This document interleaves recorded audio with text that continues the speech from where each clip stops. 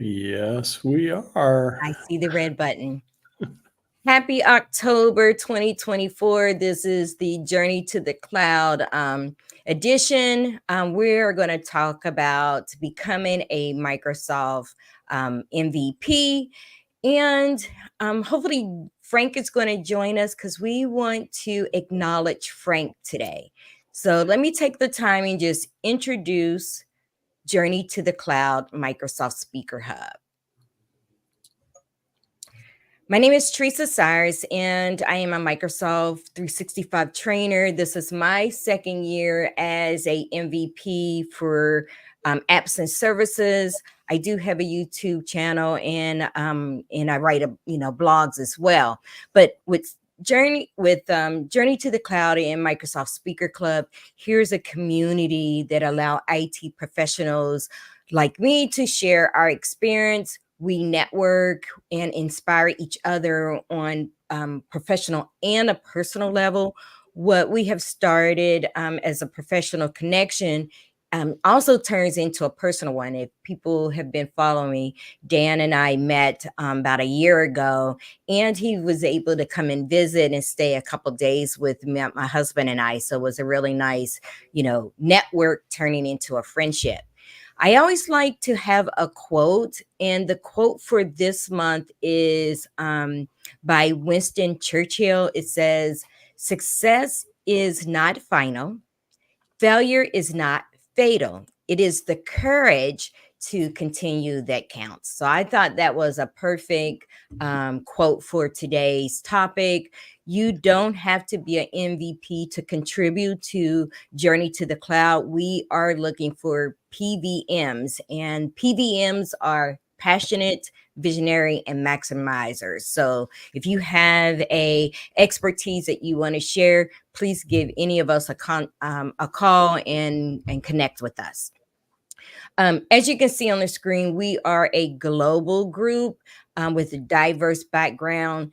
Dan is apps and services and teams as well, I believe now. And we're both from the United States. Matthew Brown is from Ireland, and hopefully Frank will join us. Solomon is also from the UK. Expertise is in Azure. And Pratad, who is from India, and he's an AI expert. So diverse group, and we share our experiences.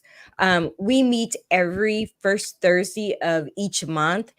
We are flexible with the time. Normally it's at 3:00 Eastern time. Today is a special edition, so we started an hour early.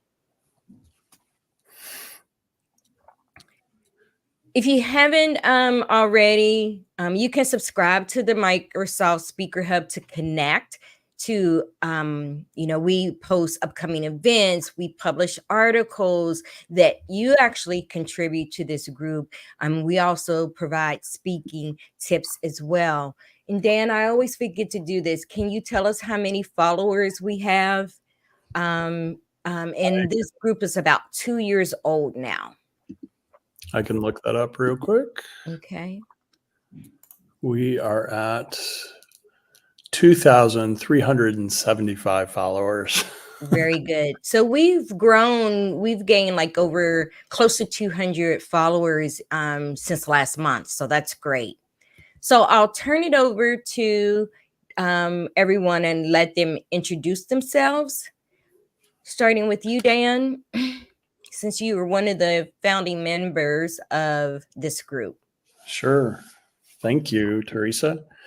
Matthew Brown approached me in, I want to say 2022, and had an idea of a Journey to the Cloud event that we would host probably every other week whenever we were available. We didn't have like a date or a specific time. It was typically in the evening in Ireland.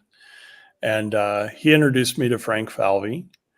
And I believe he was also the person that connected with Solomon Jeremiah originally. And we formed this. By 2023, we decided Journey to the Cloud should be a monthly show because Frank Falvey decided to have a weekly Azure and AI show, which is on Saturdays now. It was originally on Fridays. And the idea of Journey to the Cloud was to showcase various voices from the community. It was also pulled out of the Microsoft Speakers Hub, which Teresa, you mentioned, the newsletter and some other things related to that.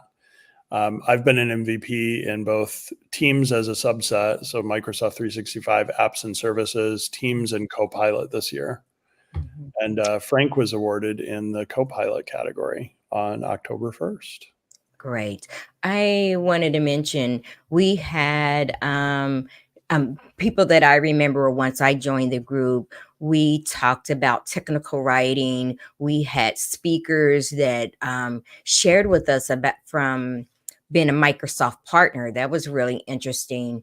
Dan had a group of women to share their experience with drones that got a lot of views as well. So again, I just wanted people to know that whatever your background is and how you want to contribute to this group, you are welcome. So very good. So what I wanted to do today is, again, I hope Frank join us today, that talk about becoming a Microsoft MVP. And I want to do it from two perspectives. So I always like to say PVM to MVP. All I did was just reverse the letters and came up with passionate, visionary, and maximizers, because you have to be passionate about what you do before, the MVP comes with it, right? So I have letters, letters on the screen. If you are a MVP, choose letters. They are the same. Choose letters. And I have questions develop around from a MVP perspective, and I have questions that you can respond to from a non-MVP. So that's what I want to do today. And Steve, I know that you have worked with Frank, and it's all about acknowledging Frank today as well. And introduce yourself and share who you are. And Scott Hanselman has Hi, joined. Scott. How are you? Hi, Teresa. How are you? I'm fine, thanks. So I'll just briefly just give how we're going to manage today. Today is talking about MVP, how to become an MVP or your experience. Choose a letter.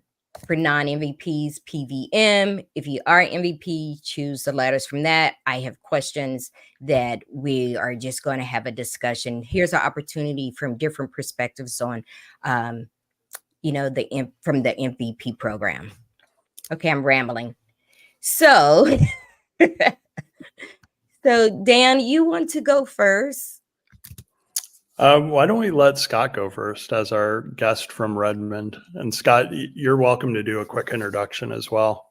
Mm-hmm. Yeah, I apologize. I was asked very kindly by Dan to crash the party, and I did not mean to take away anyone's shine. And I realized, Teresa, you probably didn't know I was going to pop in. So, no worries at all.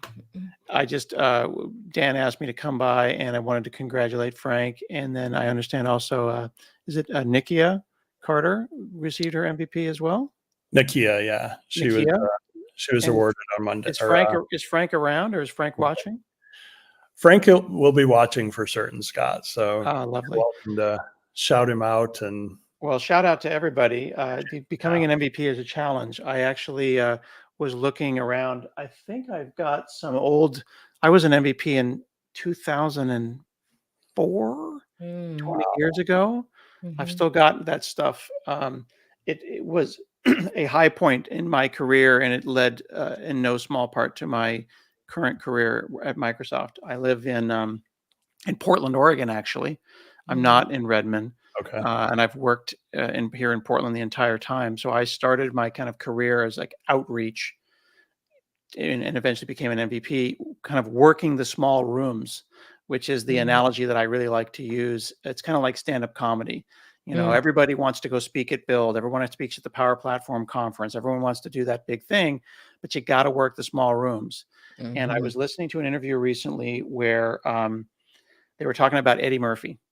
Eddie Murphy was 17 years old, doing stand-up, and he would go out at local clubs. And one time someone saw him, I think it was Dan Aykroyd, saw Eddie Murphy performing to one guy. And he gave it his all as if there was a room full of 100 people. And in this time right now on social media where we see people on Twitter getting 100,000 followers and all their Twitter is asking open-ended questions about JavaScript. It's just blatant engagement based. And then they get to pat themselves on the back going, hey, look at me. I've got 100,000 followers because I post memes about programming. I appreciate that we give love and appreciation to folks that are working the small rooms, talking to one person, local user group organizers. Those are the engine of community, not the posers on social media that are not really doing the work. So I just want to give a shout out to everybody who is quietly grinding, because that is so appreciated. Your local events, your small code camps. It's not just show up and suddenly you're speaking at Microsoft Build, or show up and suddenly you're at Ignite. So I worked the small rooms for years. I did 100 episodes of my podcast before anyone even listened. No one listening.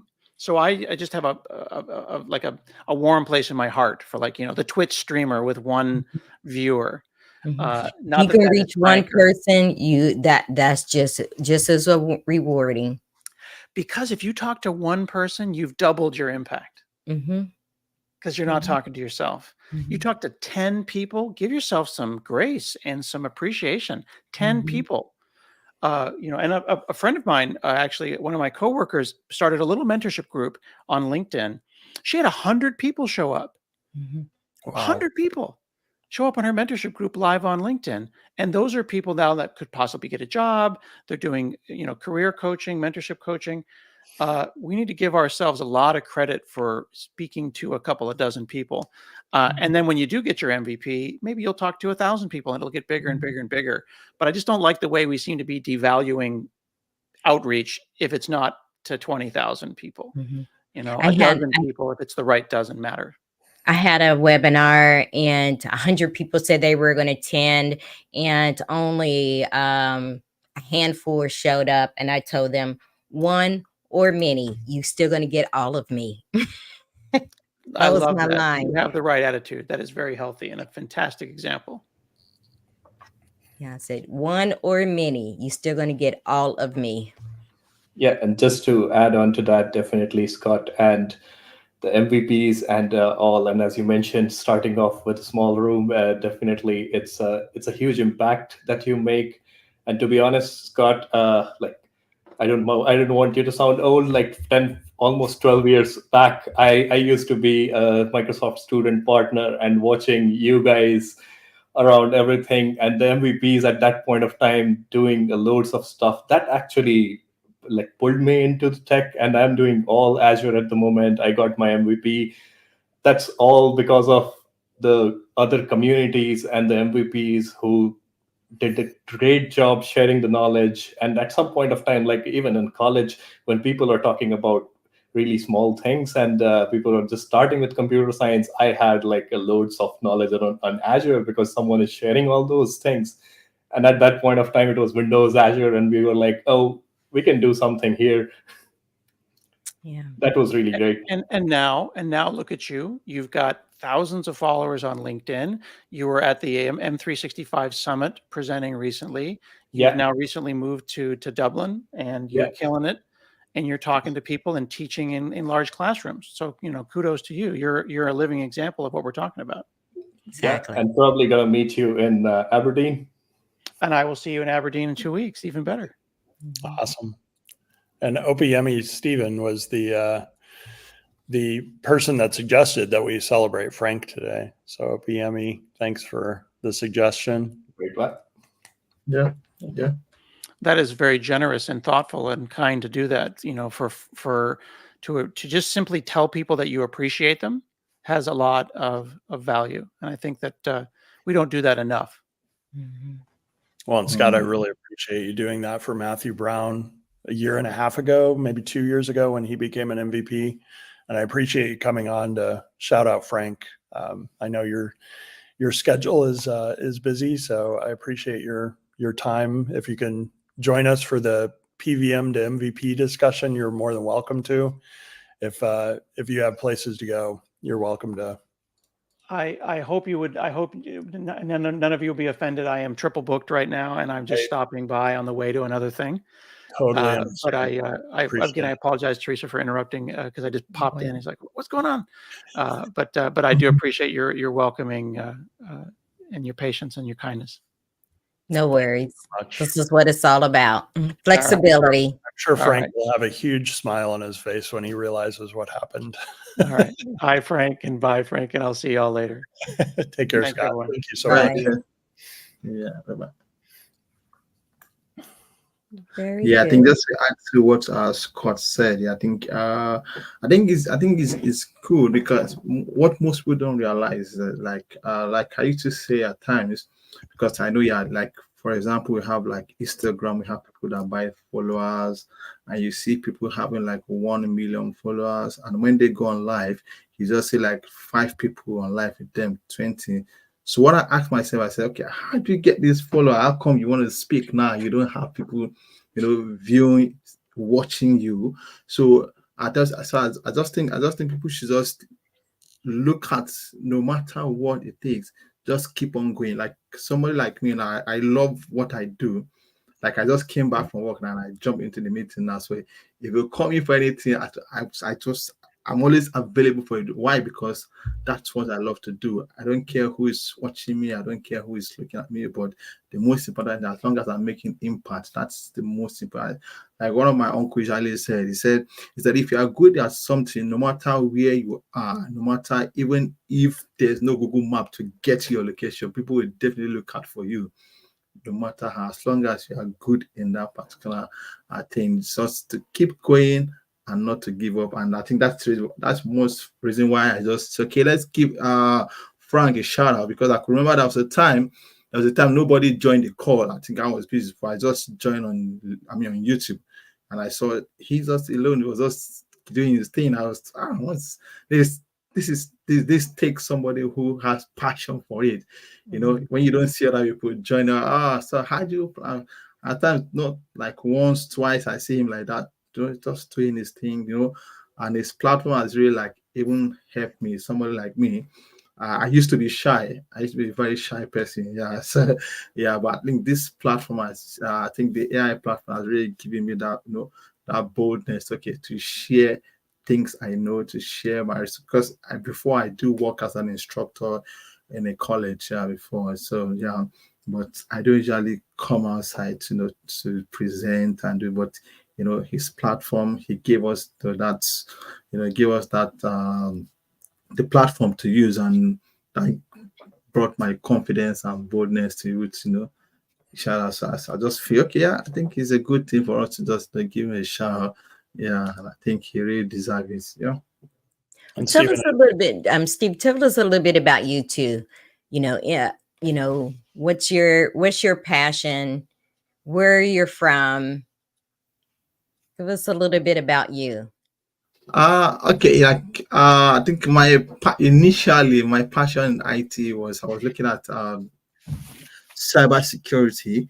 Yeah, but I think along the line it changes. So, and that's why I went into more of the infrastructure, and then now I do Office 365 and things like that. So I think right from my A-level days, so because back then, because I was in Nigeria before I moved into the UK, so I can remember then my dad would give me money and say, oh, go for lunch, take this money, go for lunch. So I and my cousin, so we'll take that money, we'll just go to a cyber cafe where you go to browse. So we just spend the whole money there, spend the whole hours, just stuff in the internet. Then I can remember the days of high five, we just stuff in the internet just so that passion grew.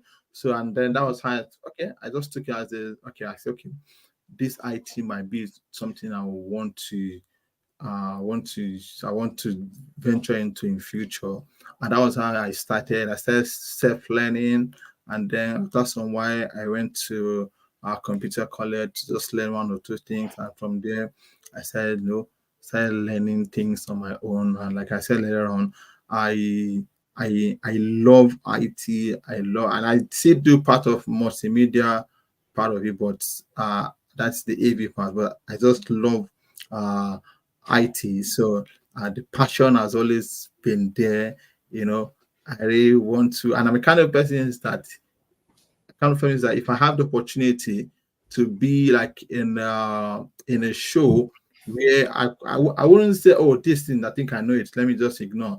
I want to join because I really want to learn new thing from that person. I want to say, okay, this thing, okay, if for example I say, okay, to create an Office 365, okay, I want to say, okay, is there another way I can create users in my Office 365? So I really want to join that training and see how it's been. I won't say, oh, because I've known it. So that's me, and that has really kept me going. And when I'm in a forum like this, at times I just love to keep quiet. I just want to listen. I want to grab one or two things from people. And yeah, so I think I just love, like I said, I love IT. IT has been my, I'm like I used to tell some of my friends. I said throughout my lifetime, I've never, IT is what pays my bills. I use IT to pay my bills. I've not done any other work to pay my bills. It's just IT, and yeah. So that's it. There's a couple of things that you said. You said that you started going attending the weekly shows, the Azure AI show. You were shy. I do remember a year ago you would always join, you would just smile, you're observing, taking it all in, and you have come out of your shell, right? So you're not as shy and not as you have more confidence in presenting and speaking, and we've watched you actually grow right on Frank's show, right? We've actually True. watched you grow. So again, I just want to throw that plug out there, for people who want a platform to be able to share their expertise. The Microsoft Speaker Hub, as well as the Azure AI show, is the place to join. Yeah, same with me. I'm not shy, but I didn't have a platform to actually showcase my expertise. So Dan and Frank helped me with that. Yeah. Yeah. And I really appreciate the shout out, Stephen, for mentioning Frank, because as MVPs or even as non-MVPs, not awarded, there's one thing that we all have control over, and that's how we recognize others. Mm-hmm. So your contribution and suggestion is what started this whole thing. And then I figured I'd reach out to Scott. Scott was kind of a long shot because I know he's super busy. And the last time he ended up doing me the honor of just giving Matthew a quick shout out that we did in a video with anybody else that we could do. Teresa, similar to what I did for you when you received your MVP. So that's kind of what I was expecting, but I was like, hey, we're live. We might as well send a link. And lo and behold, Scott's super, super cool. Yeah. So Teresa, did you want to share your screen? I was just let me share it again. Hi, Joseph. Hey, Joseph. I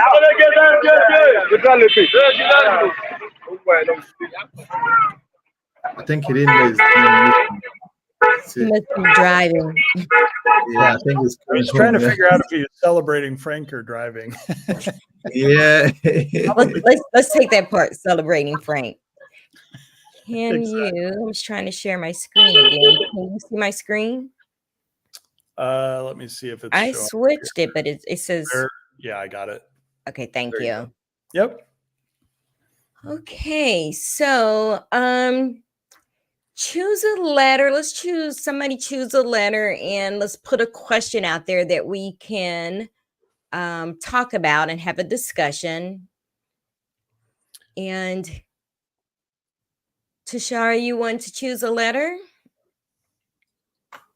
Yeah, let's Make go with the this first random. one.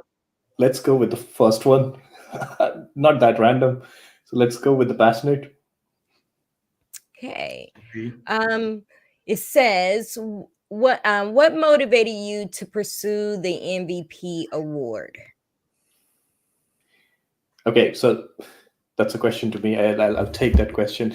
Okay, so basically, I'll say I never actually, I was never motivated only for the award. So whatever, like I have been in Microsoft community ecosystem, and as I was mentioning earlier as well, right, for almost 9 8 9 years now. So since I was a student, I went into a Microsoft student partner community, and these days they are called Microsoft Learn Ambassadors. Mm-hmm. So basically, I was the initial part of that. Got into Microsoft community. We had a really good run around that. We shared technology within the student communities, and as well as a couple of I'll say developer communities as well. We got really great experience, and basically the feel that you get after sharing the knowledge, and there is a couple of people who are getting benefited from your knowledge. Basically, that's where you get your motivation, and MVP is just a byproduct of that. And I remember, Teresa, we were having this discussion, I believe, at MVP Summit as well. And you said, I never knew there is something called MVP, and I was doing all these stuff, and you were doing great stuff already. It was just a recognition that was pending, and then you got it as well. Right, right. Yeah, I didn't even know what it was, right? I didn't even know that it even exists. I knew nothing about it. Once I started, because on LinkedIn, I think I didn't have a lot of IT followers, and so I wasn't seeing all these posts about MVP, and it was just really being passionate about sharing my knowledge with end users. I was focusing on Outlook because I knew that people were having a difficult time transitioning from classic to new Outlook. And that was my whole inspiration was I want to help those people who don't, who is struggling, right? And then this just kind of fell in my lap. And so yeah, I with or without it, I would still producing videos. Exactly. Or And yeah, sharing my knowledge. yeah, loads of folks ask me like how to become an MVP, and I always say it's not an exam that you can do, and you can get the certificate afterwards, right? It's basically whatever you do towards the community. Basically, we get recognized for that, and anything and everything that we are doing that is helping the community. That's when you get recognized with. And I say it's a big title to hold, right? Mhm. Because then you get a big things comes with big responsibility. So you have a responsibility to share whatever things that you are learning, and whatever the NDA contents that you are getting. First, you're getting hands on to those things, and then you're learning about those things beforehand, and making sure you're prepared to share and make other people understand once this comes out. Mhm. Yeah, So it's the one thing that I thought I was going to struggle with is MVPs are sometimes entitled to non-disclosure information. How do you separate yourself from that? Right. So I thought I was going to struggle with that originally.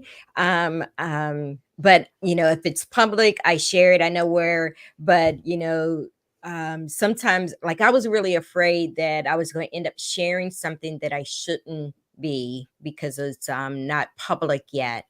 And but nevertheless, I that's one of the benefits that I do like for being a MVP is that you may gain information just maybe a day or two before it's public. We don't get a lot of time, and they do that carefully, right? So but the fact that we are aware and be able to prepare information to push it out to our distribution channels, right? So Microsoft has their channels, and then every individual have their distribution channels as well, right? That's how they get the word out. Yeah. And also, when you're passionate about something, you will always have a group of people following you or talking to you about the same things. So when you get the access to give the feedbacks back, so let's say you don't like the new Outlook feature where Teams is on the corner or something like that, you can always go back and say that to the product groups that, okay, this is not working. But it is not just your feedback, like you are representing a full community, basically a full group of passionate people who are with you, who are discussing with you, and your customers as well. So that's basically a really good byproduct of getting an MVP. Yeah, agreed. We had a question. I'm going to throw this out, and anybody can answer. We had a question about how do you balance your professional work with your community contributions, right? So we have our day jobs, right, which as an IT professional, and then we still do this. My husband and I were having a discussion because I was saying a hobby, and he says, well, it's not really a hobby, but still yet you're doing community contributions. How do you manage that? How do you? Okay, I'll go first. So basically, and I believe that's where the P comes into picture, the passionate piece, right? So if you are passionate about something, you'll always take out time, and that's where. And definitely, I'll not say it is easy. And just I won't lie. Just today only, I was discussing with someone that being an MVP is a full-time job of itself, because you have to make sure by the end of June or June, you have enough contributions and you are doing enough in the community just so you get renewed, right? So that's where you do loads of stuff. Like if you take me, like I'm back to back going in different conferences in different cities where I'm presenting, and that's not part of my job. I'm taking out my weekends where I'm going, and as Scott mentioned, right, I was in Manchester last week presenting there. Next on 17th, I'll be in Aberdeen presenting in a different conference. All of that happens outside of your work, and managing that basically is you have to be passionate. It's not just like you'll think of, okay, I'll get an MVP, that's why I'll do all those things. You have to be actually passionate about the technology and passionate about community contributions. Right. And I just want to say, because that's not really from an MVP perspective. That's even if you are just have a daytime job and want to Yeah. share your knowledge with others. Again, my husband was saying it's not a hobby. And I'm like, well, kind of for me, it is. It's like in my downtime, I'm either learning or sharing or creating content. And it's because I want to, or I Yeah. enjoy it, right? So Yeah. we had a debate. Do you feel as it's your hobby? It is a hobby. I'll say it is definitely a hobby. Otherwise, who likes to stare at Azure portal for hours and try to fix something which is broken? Definitely. Very good. Hi, Ami. How are you? Hi, Hey, Ami. hi. Just wanted to Hi. join. Yeah, hello. Very good. Nice. We're talking about becoming an MVP or experience before being an MVP, and once we are MVP, and we're acknowledging Frank Falvey as well today. So I had to pull this screen up just for you, Ami. Let me see if I can present my screen again. Okay. Oops. Dan, you might be faster at this. Here we go. You see it? I don't see it. It says I'm sharing, but I don't see it. It's There coming it up is. now. Up now. So we're taking the same approach again, Ami, where we're choosing a letter having a discussion about the program from either sides of MVP or non-MVP, and we acknowledging Frank as well. So feel free to choose a letter. So it's just a random question, and go from there. Who wants to go next, or just wants to share? Yeah, I think I'll go for M. Okay, letter M. And, How do you? Oh, got to get to the right question. Come down here. Oh, it's a game. Okay. Mhm. Yes. There's no I like winners. your, We're I all like your winners. creativity. Your creativity shows. So here's one. What kind of community contributions do you think are most impactful to you? What do you think is most impactful? I think to me, I think one of the one that is most impactful to me is the um Azure show, which is, and the reason why I said so, it's because, like I said earlier on, yeah, I try to come out from my shell through that medium, and because, like I said, I used to be shy, you know, like, where I work before, I'm an instructor where I teach. So, but coming out publicly to speak is like it's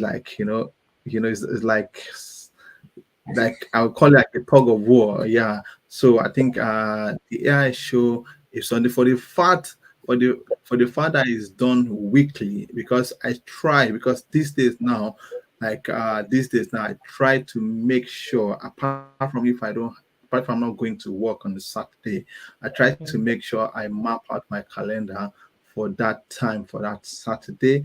I prepare myself, like I've shut down doors for any other program that is not really relevant for me. If it's not that important, yeah, it's something I can do away with. I do away with it just to make sure not necessarily because I want to present, but I just want to listen to people. I just want to be part of the show. I just want to hear people speaking. Yeah, I just want to gain one or two knowledge from that show. Yeah, so I think that has really helped me.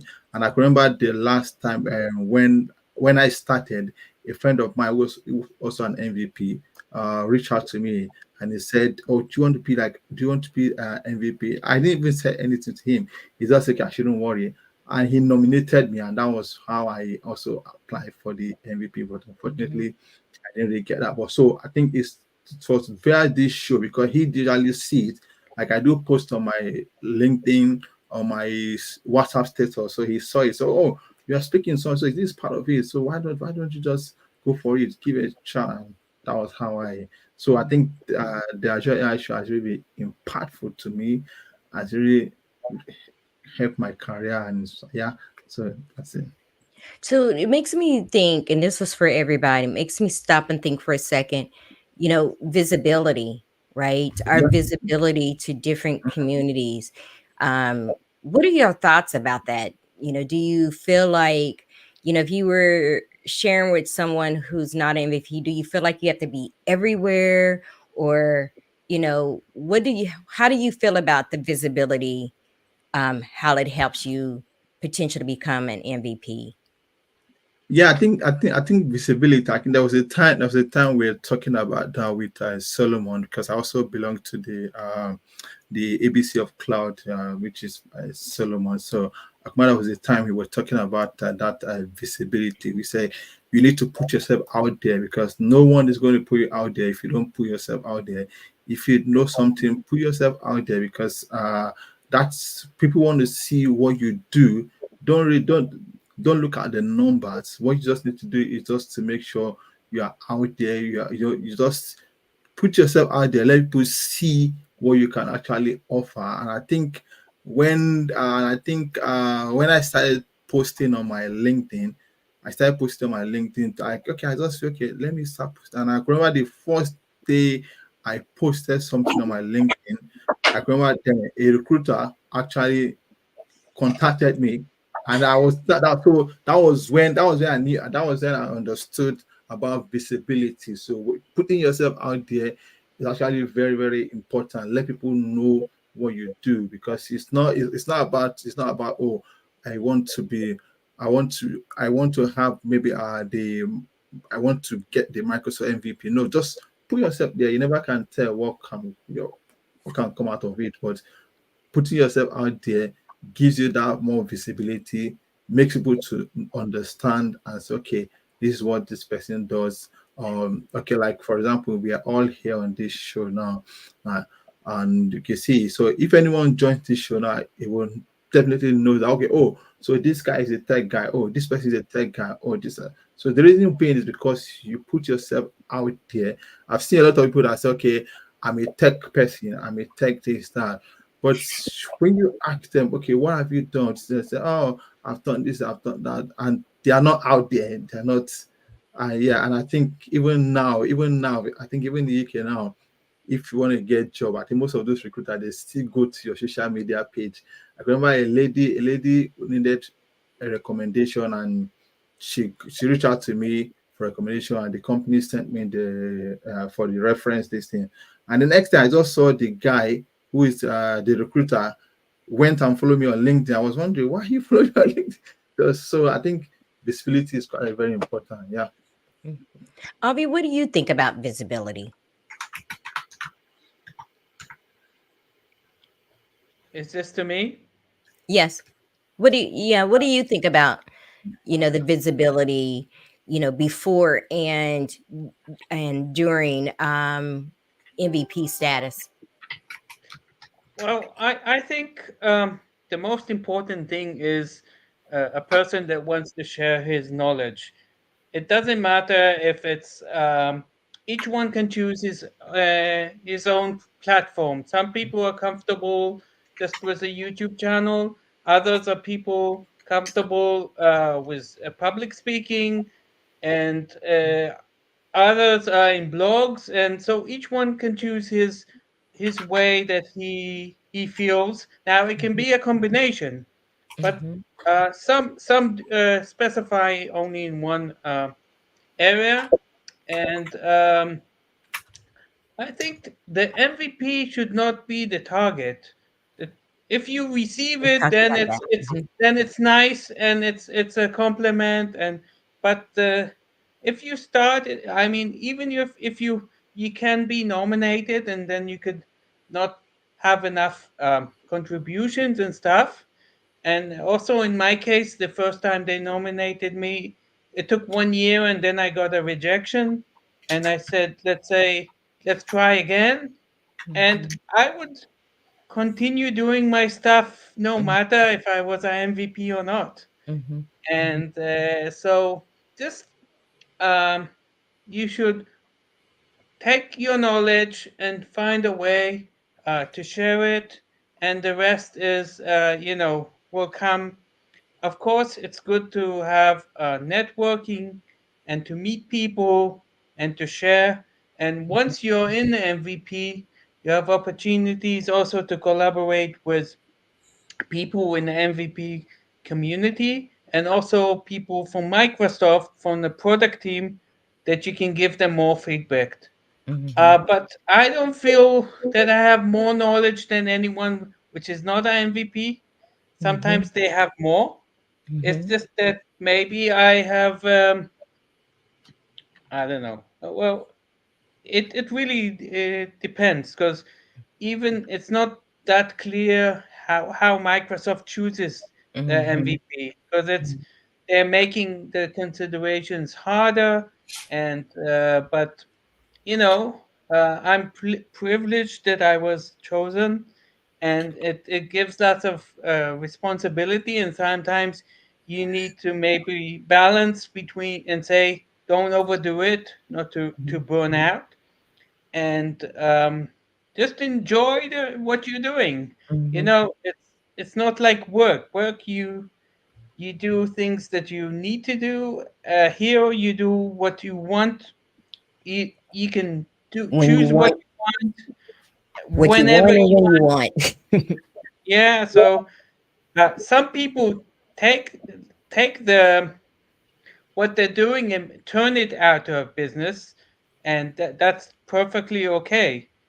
Although I know most of the things, Microsoft, I don't think allows you to what you're doing at work to be considered as a contribution while Mhm. work. It should be out of work, but it can be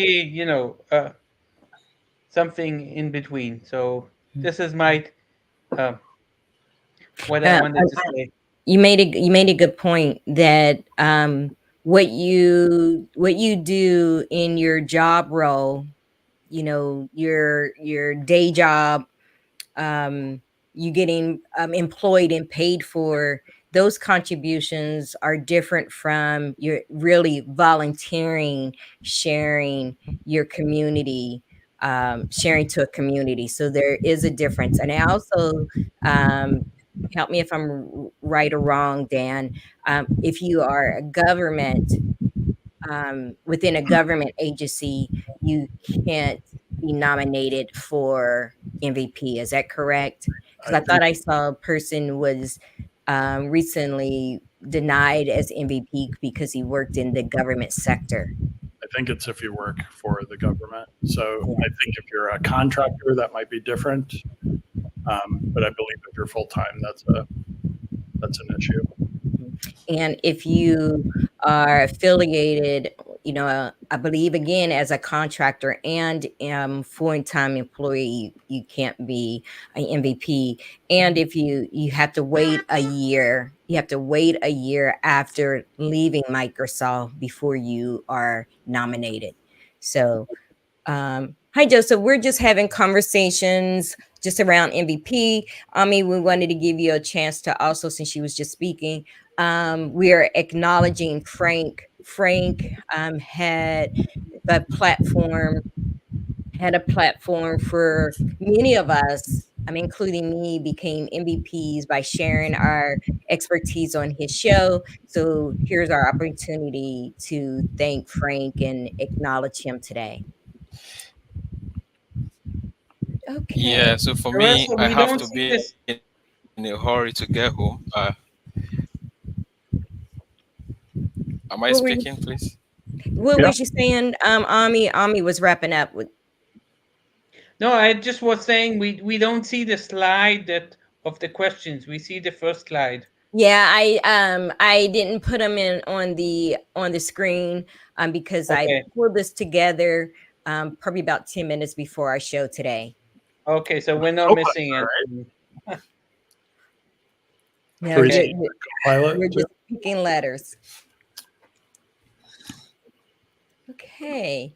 Hermine, do you want to introduce yourself? And I don't believe you are MVP, but you have a wonderful story to share, your passion. And I had the opportunity to present at her user group 2 weeks ago and learned that she's been a MCT since 1996.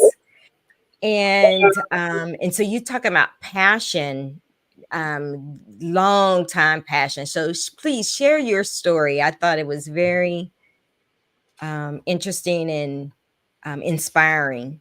Sure, I'll do that. Actually, MCP since 96, MCT since 2004. Mhm. So the first certification exam I took was a Windows NT certification exam. So it was a long time ago. I'm in the process of becoming an MVP. I'm putting in for it. Thank you, Dan, for recommending me. When you were talking about the fact that MVPs are under non-disclosure agreements, MCTs are also under non-disclosure agreements when they go to their meetings. And then I'm a Microsoft partner, or at least my company is, and we also have non-disclosure agreements. So I'm kind of used to signing away my firstborn although I don't think they'd want him.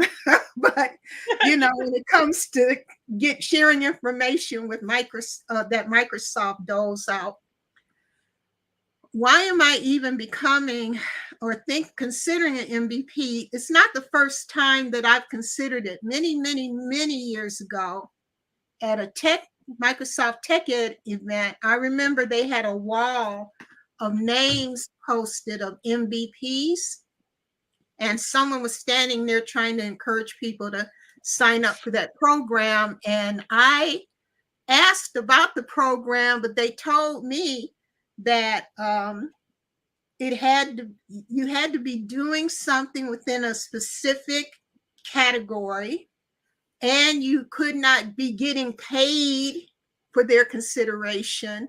And it was a lot of rules back then. I mean, this is a long time ago, that they learned to massage if they really wanted people to participate in the program. The girls got to eat. So when you tell me I can't take my expertise and channel it, then it's, you know, I was like, okay, I'll pass. But technically, I'm semi-retired, even though I still have a business. One of the things that I've always done, though, even when I was working for other people and subsequently for myself, is I've always participated in the community. And when I say community, I'm talking about, you know, I don't know if you ever saw, there was an old movie out about the history of PCs where people used to meet in storefront, you know, little storefront type shots with their Commodore 64s and teach each other how to program, that kind of technology at the time. Long time. And so I'm used to learning from each other because I've always kept my foot in the door with the community in general. And because I feel I belong to 3 communities, MVP or not, I'm going to hang with the geeks, then the MCT, and then the partners program. I'm just used to learning from other people and sharing whatever I can share with them. So I'm one of those people that likes to sit up in the middle of the night and go into tech and touch and feel and try all kinds of things. And then when I see something that's really, really cool, then I turn around and share that information with other people. I lead a user group in Detroit here. And the user group sprang out of attending Microsoft user groups. And the first user group I was involved with, at that time, Microsoft ran them, was the WinNT user group. Just to share with you how long I've been doing this without sharing my age. Wow. I know you guys can do the math. So I'm trying to keep it pretty general. But we would go to these Microsoft user group meetings, small business server user group meeting, like I said, WinNT user group, Windows server user groups. And then we sit around and kick the bobos. And then one day I said, you know, the user group audience was getting smaller and smaller and smaller because they were always talking about the exact same thing. Microsoft had nothing near the product line that they had today. But, you know, even today, there's only so much Copilot that you can stand all the time. Copilot, Copilot, Copilot. So we decided to become a general IT user group so that we could just change up. And then at that time, most of us were IT pros. So you couldn't be a single source of information in just one area. You know, if you're going to be a chef, you have to learn how to cook beef and chicken, or chicken and fish. You know, you can't just be in one lane. The Detroit IT user group is coming up on I think 20 years almost now. We've been Yeah. around a long time, and all of the people that are involved are the ones that started off within those old Microsoft user groups. And I'm really good at volunteering people that they need to come and support, and recruiting people to help. So I've been around a long time, but what really got me passionate as a returning adult student going to college after the divorce and the kids were in high school, my first computer teacher shared with me when I just put in the chat that the truly intelligent person is not the one that knows all the answers, but the one that knows how to find the answers. And when I graduated college, I graduated with a degree in programming. However, I just started teaching at my college. Mm. And I like sharing information. I like seeing people learn new things and get excited about what they just learned. So I wound up in corporate education, and then I've also taught collegiately, and I've taught in workforce development environments, as well as doing some installations. And I've always paid attention to the small business market because at that time, that was the market that was being ignored, especially by Microsoft, in my opinion. So that was my niche, dealing with small business environments. And that community has kept me afloat for many, many, many, many years. And I'm very grateful that I launched my career the way that I did. Don't take that philosophy as your own, because I built a business on it. My business is called The Answer People. And you can see that that business sprang out of that philosophy. And every time I see that instructor today, I thank him very much, because that was the one thing that stuck in my head in that first class, is when he explained that to me. And I share that with every class that I teach and every group that I get in front of, because I feel that we can learn from each other. And if we can't find something out on our own, we can reach out to our community and get the information that we need to get.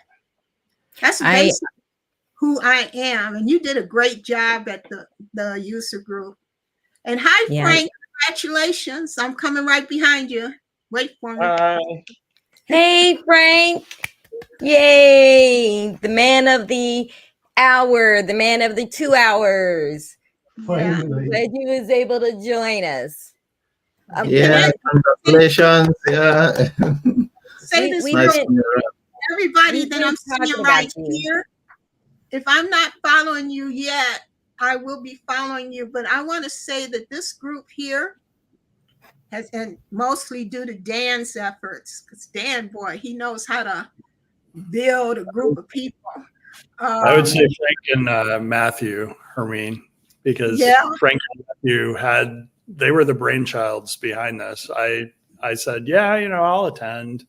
We'll see what happens. But, without Frank and Matthew, I don't think I would have had the wherewithal to go on a live, event on my own and try to build an office or, an audience. But Frank, you've stuck with it for almost 2 years at this point. Yeah. Before that, yeah. Right? How long is the journey to the cloud going now? Is it? It was Arindam had dates in 2022, so he spoke with us kind of early, but that's 2.5, almost 3 years ago at this point. Yeah, definitely, yeah.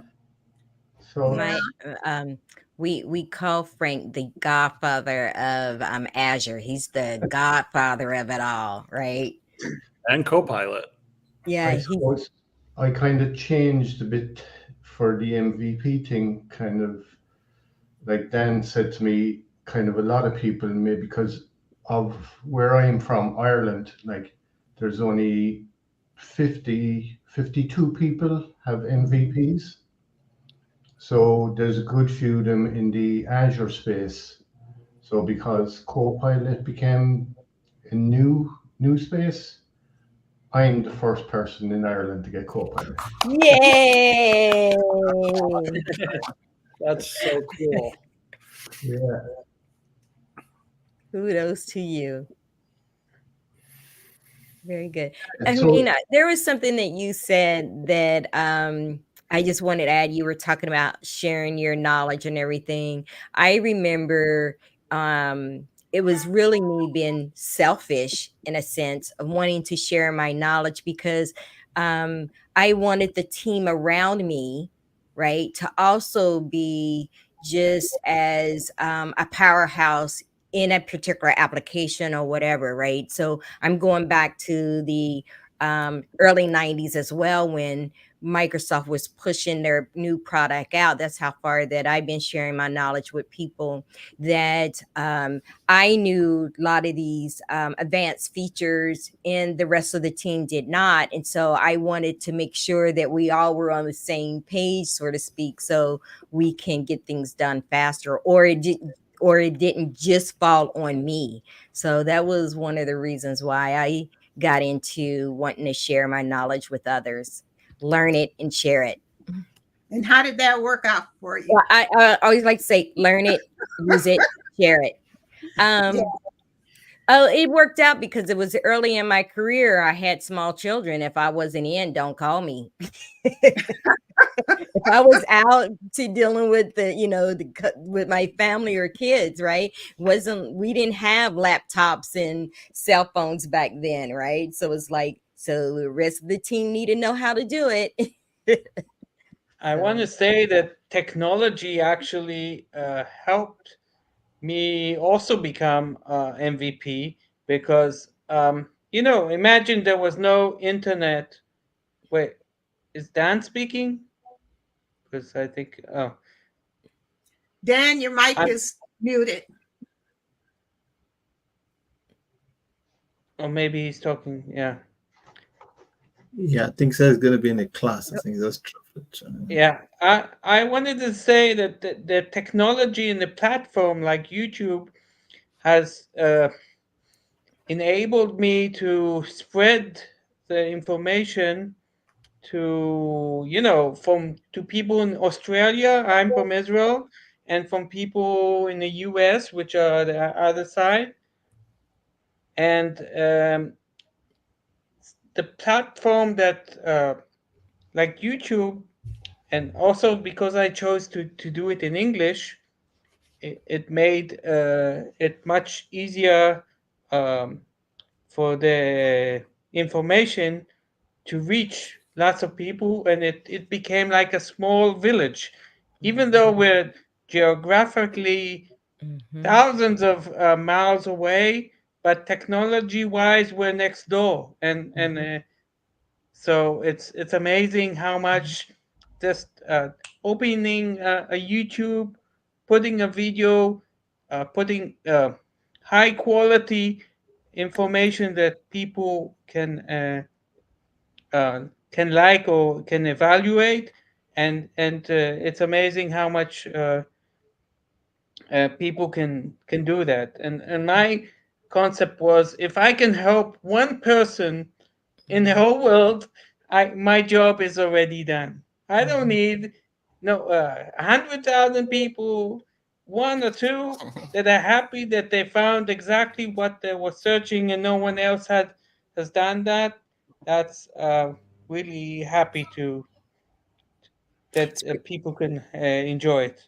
So It's that's pretty my amazing when I look at the analytics So for for me, my YouTube channel. You see 50% US, which is my country, and the other 50% is from all over the world, right? I always say, even some countries that I can't even pronounce, like, where is this country? And you have to look it up, right? So, Ami and Joseph, he has a YouTube channel as well.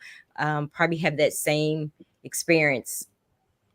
Yeah, that's actually a very nice one for me. Most of my viewers are not even from my country, as a matter of fact. There are people from other regions, different folks. I just keep enjoying my comments, and somebody say, "Hey, even a very big organization could not resolve this issue that you just recorded." Hey, thank you very much, Joseph. And I'm just sitting somewhere here in Africa and helping someone in Australia. It's actually amazing, right? Yeah. Hamin, thank you very much. I listened to you, and I appreciate this comment from you.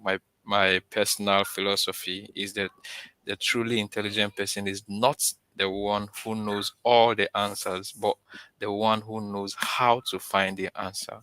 And that is what I'm taking away today. And that speaks to the comment I had on on my LinkedIn page recently that says I am an expert in M365. Does not mean that I know everything. It only means that I know where to go and who to talk to when I need help. And that's exactly what you have reiterated in another form. So I want to say thank you very much for Yeah, the opportunity to listen to you. absolutely. When I share this, I usually say if you knew everything, your head would explode.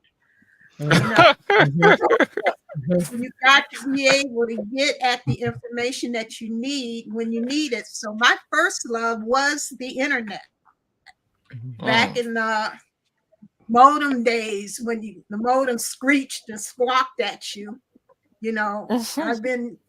I'm primarily a researcher, and now I'm in heaven with Copilot. Today. This is nirvana for me, but this wave 2 is really moving in a direction that would scare a lot of people, but I'm finding to be just the way it's supposed to be eventually. I know that there's a lot of people, though, that have to get on board.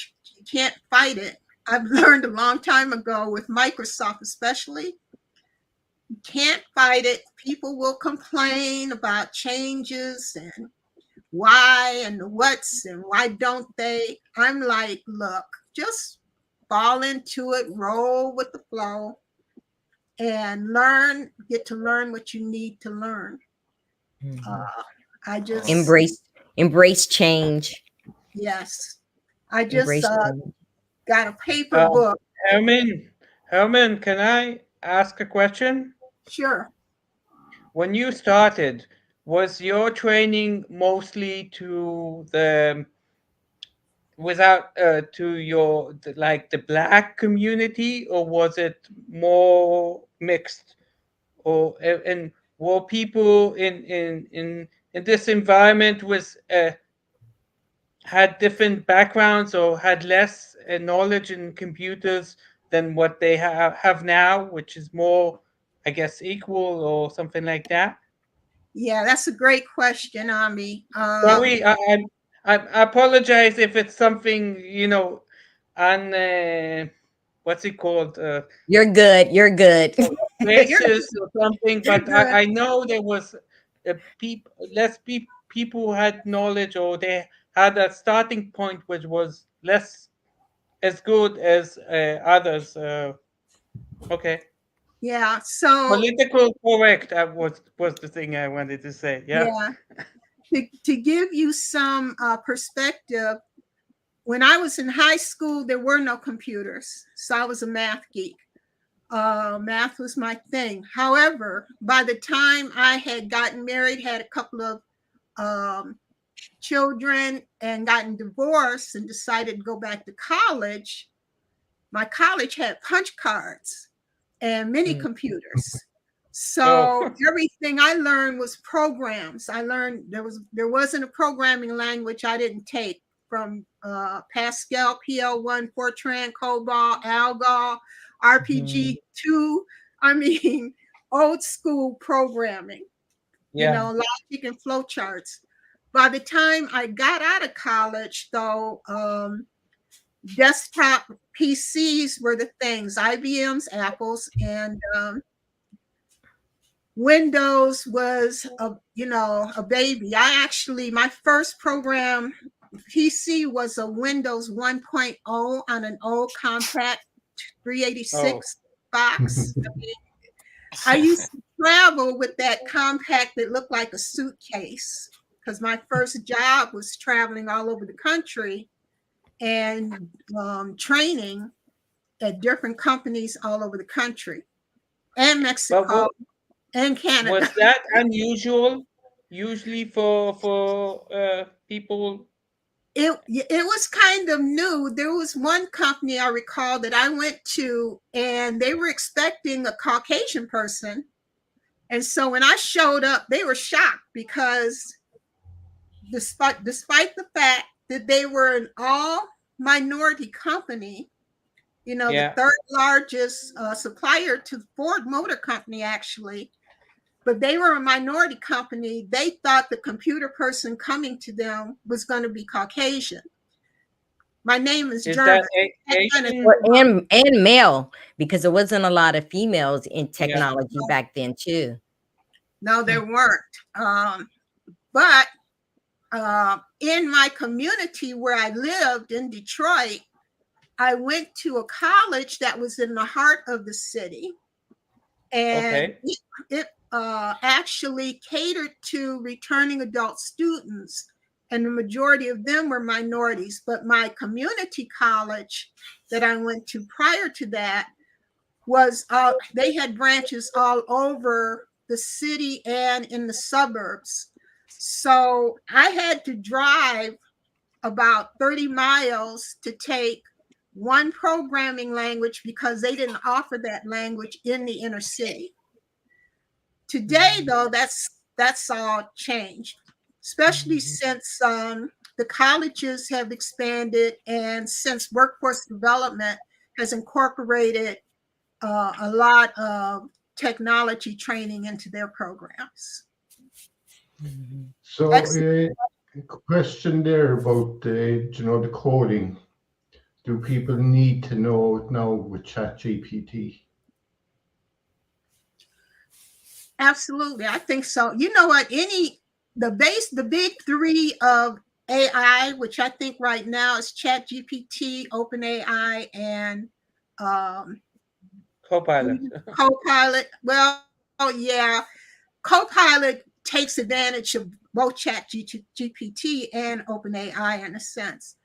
They use that like the foundational training, where back in the day when it was just the Office applications, if you knew Word and Word Perfect, you knew any word processor. If you knew, wow, this will really date me. If you knew how to use multi-count and Lotus and Excel, you could do any kind of spreadsheet program. So you get those foundations under your belt, then you'll probably be okay going off into the future.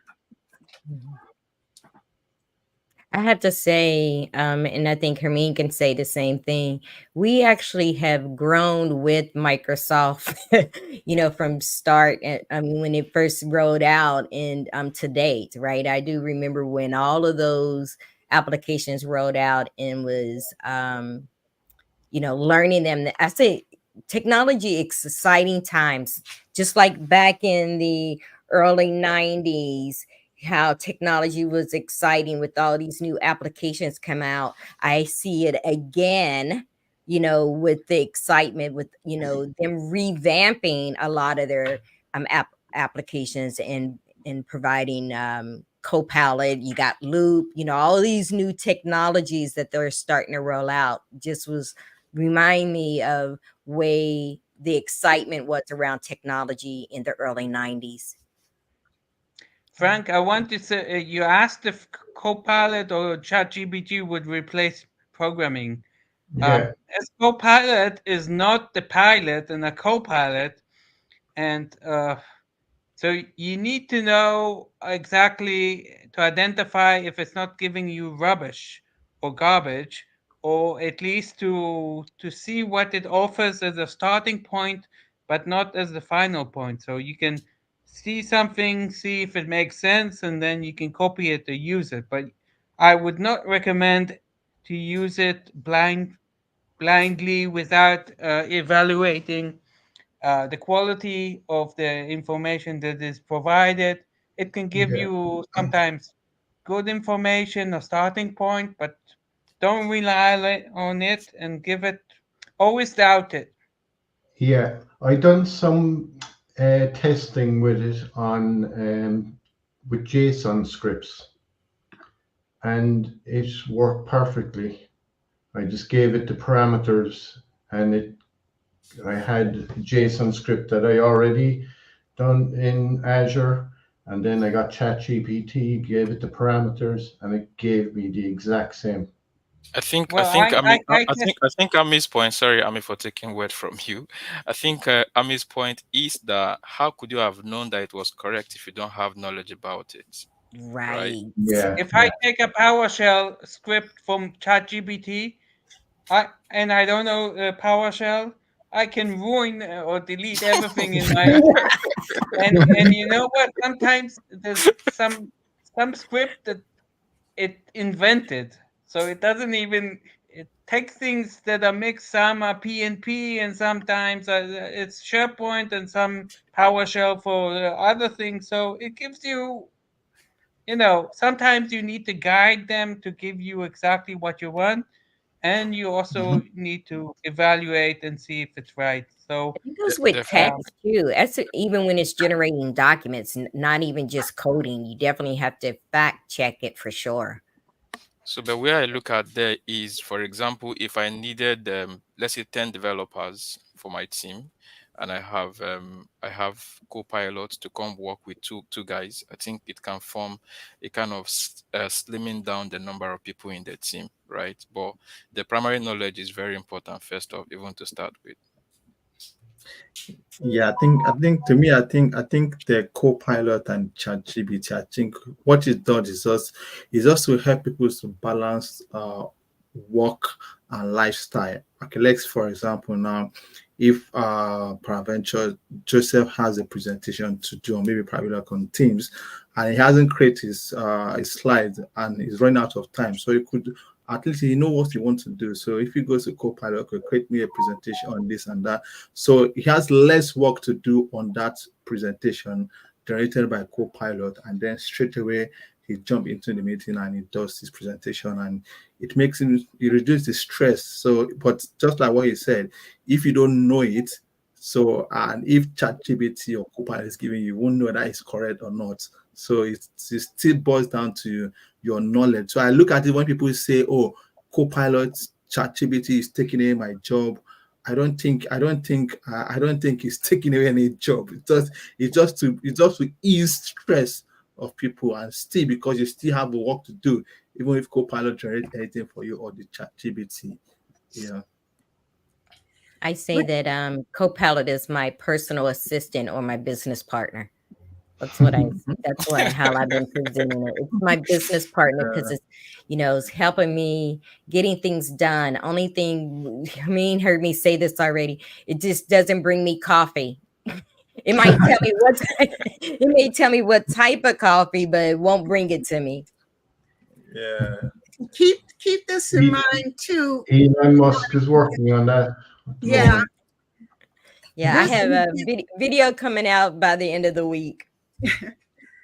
I remember how I was ecstatic when Access, when it first hit the store, and I could get a copy of Access, and that was my first 4GL database. It wrote its own code. I almost had a heart attack when I could get Access to write its own code, and I didn't have to code everything, because if you ever took a COBOL, if you lost a period in a COBOL program, you were hit.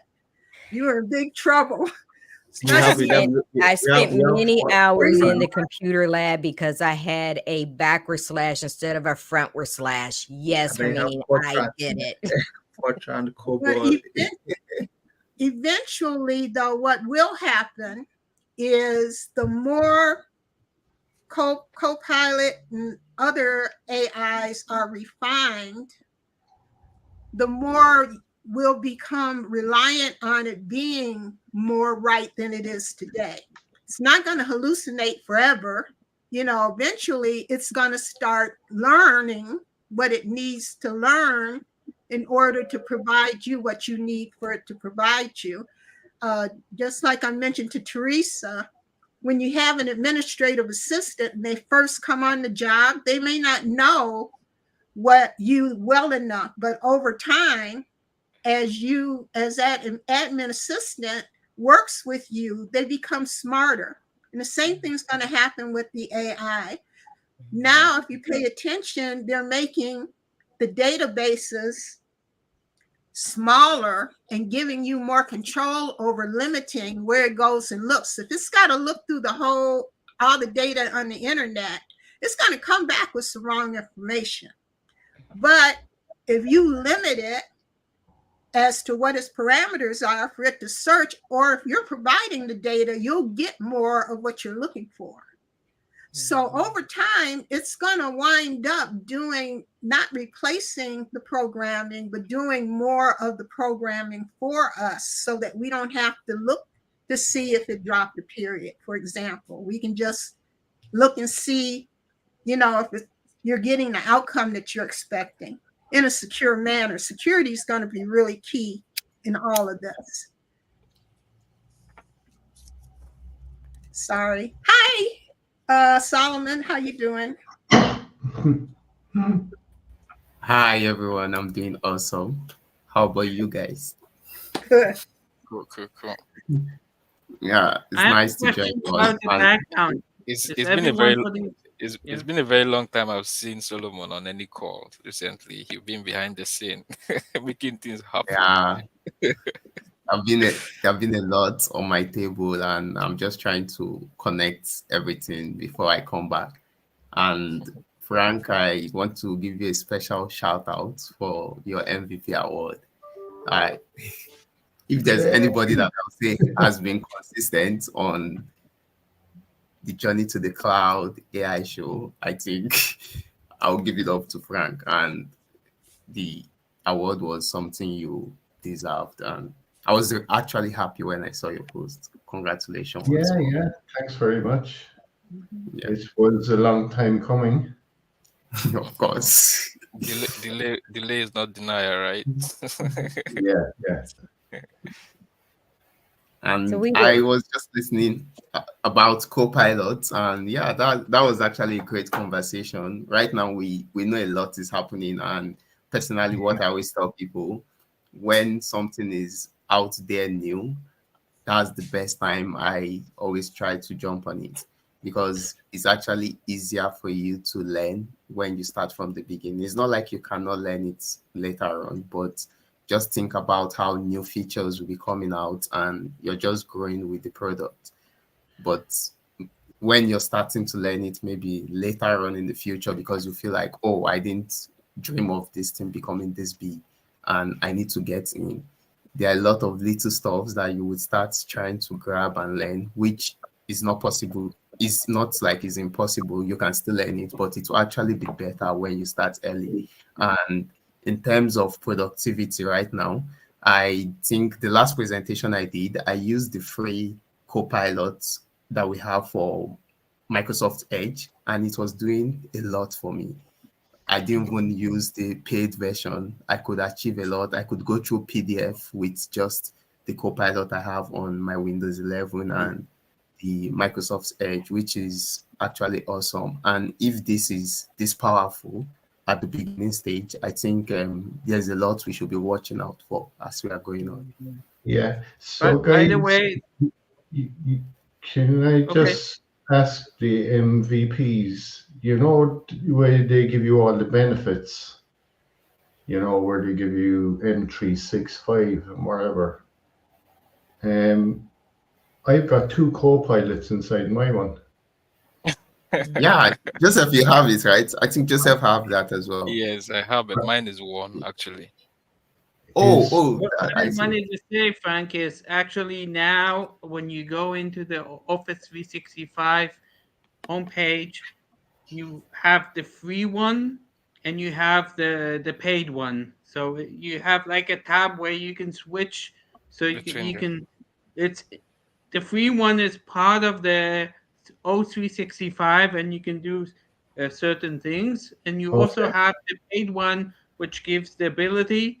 And as they announced, there will be also possibility to have pages, Copilot pages, where you can quote all kinds of things and like store them. That I Yeah. haven't seen it yet. I have not, I- I have not seen the pages yet because I tried to explore it after the Yeah. wave 2. I tried it out and I've not been able to see that But yet. I the think idea, you can pin this a page of Copilot, even if you don't have the paid one, to pin it to the side, and then users can actually use it, and it's within the 365 tenant, the free one, and you have the possibility to toggle to the paid one and use it as it is. So that's interesting to I want to check. take this opportunity as well, because I was thinking that Frank was more or less, if you've already paid for Copilot, right, for your tenant, and with some of the MVP benefits, you do get a tenant as well through them. And I believe that you get like maybe up to 5 license to go with it. If you also get Copilot as well, so you could actually have your paid version to your primary account, and then this second one that you get the 5 license from Microsoft, you can add the free version with that one. So you could actually have one for training and one to run your business, right? So that's what I've done, is I have the paid version with my business account, and then with my training account, which came through the benefits, I added a Copilot to that. So you it, because I know there's some people saying, well, I've already have it, how can I still take benefits in from the MVP program? So So you that's can. an idea. So I have a paid version of M365. I paid the 12 months subscription. Hmm. So I can't just incorporate the other one into it, like keep them Right. separate. There's a Doesn't your help desk for tenant have to MVP. be different? Doesn't your MVP tenant have to be a different domain, like an on It does. Microsoft something? It does.